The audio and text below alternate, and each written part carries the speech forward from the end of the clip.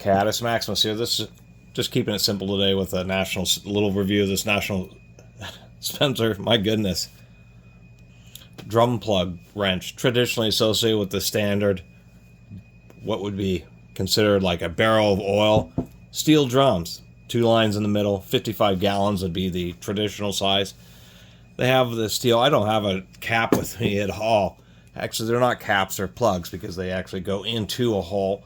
Some people mistakenly call these bung wrenches. The bung is a little metal ring that's welded to the top, the sheet metal lid of a steel drum, or plastic for that matter. It's the little area that the cap or plug, or that the plug goes into. That's what a bung is. So it's inappropriate to call them a bung wrench. They are a plug. You have a hex because on some drums they actually have what is essentially the same type of stopper that would be used in plumbing. Although plumbing they're 4-point, here it would be 6-point. In the caps of drums, now I'm saying it, the plugs of drums, they have like kind of a weird, it's like a little sheet metal strap here. Why quit fussing around? So this is the type of cap that you'd use the hex for. We'll show that. That's the little 3/4 inch, which is if you're emptying a barrel, that's the little vent cap on the other side. Not all drums have that. This is a more modern style that's designed to be easier to open. And then if we go down here, something like this, or excuse me, not this.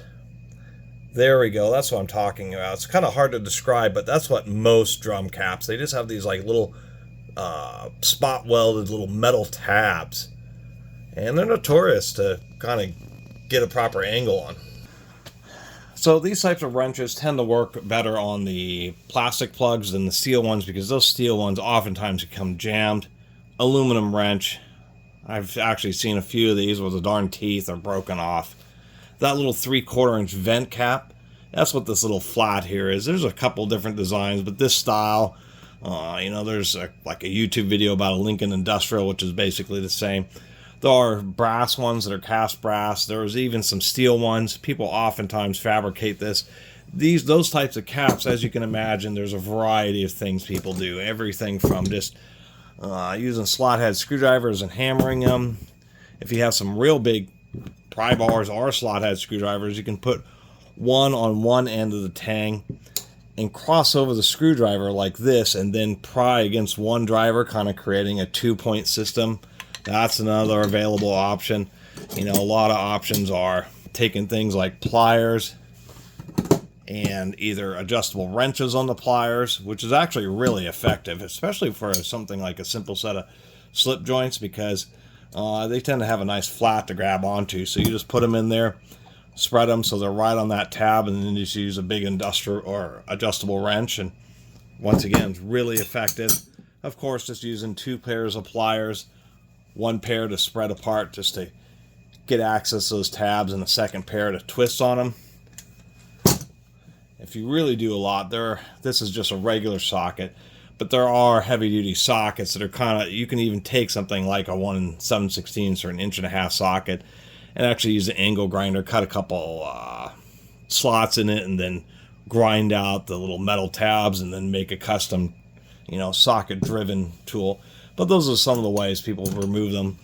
But most times, or I shouldn't say most times, but enough times, these wrenches work well enough to where you don't have to worry about doing the other heavy-duty methods. But the other heavy-duty methods really exist because so many times those caps get jammed up. Drums are stacked, those little caps will get bent and distorted, and a cast aluminum wrench just won't really do it. And so that's kind of the point of this video, is just to say that there are special tools for removing those caps, but in a lot of instances they're not heavy duty enough. There is one thing to say though: many times drums contain flammable materials. So the brass and aluminum ones in those situations are a must, because you just can't have a spark that occurs when you're trying to open a drum that may contain something, flammable materials or gases or whatever, liquids. So anyway, whenever you see one of these strange wrenches, now you have an idea what they're for. And for a lot of people, they never, I should say that, surprisingly enough, there's things like rain barrels and that type of stuff, which are reasonably popular, and you make them out of old drums. And so many times it may be actually kind of handy for people to actually have one of these, and now you know what it looks like. Many times if these do break off, I was seeing on a couple forum posts where people just, if these break, they just grind them all off flush, drill and tap, and then put in some fasteners into the old wrench head, and that actually ends up working out pretty well too. So at least there's a avenue for repair. And the whole reason this is just angled is so when you have this on the top of the drum, working on those hex caps, the stamped hex caps I showed you, that there's a bit of clearance for your hand in order to rotate it. Anyway, thanks for watching.